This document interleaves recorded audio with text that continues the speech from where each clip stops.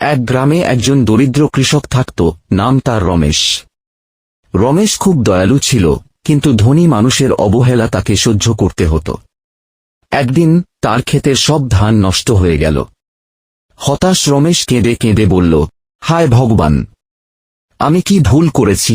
তখন ভগবান বিষ্ণু তাঁর সত্যরূপে রমেশের কাছে উপস্থিত হলেন এবং বললেন, রমেশ, তুমি সাহস হারিও না। ভালো কাজ কখনো বৃথা যায় না।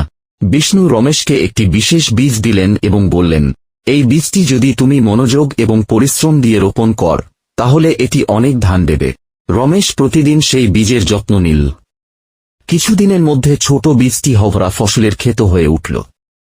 ধান বিক্রি করে রমেশ পুরো গ্রামকে সাহায্য করতে পারল। ভগবান বিষ্ণুর শিক্ষা, সৎ মন এবং পরিশ্রম কখনো বৃথা যায় না। ধৈর্য এবং বিশ্বাস রাখলে ভাগ্যও সাহায্য করে। শিক্ষণীয় দিক: ধৈর্য, পরিশ্রম এবং সত্যনিষ্ঠার সঙ্গে জীবন এগিয়ে গেলে সফলতা অবশ্যই আসবে।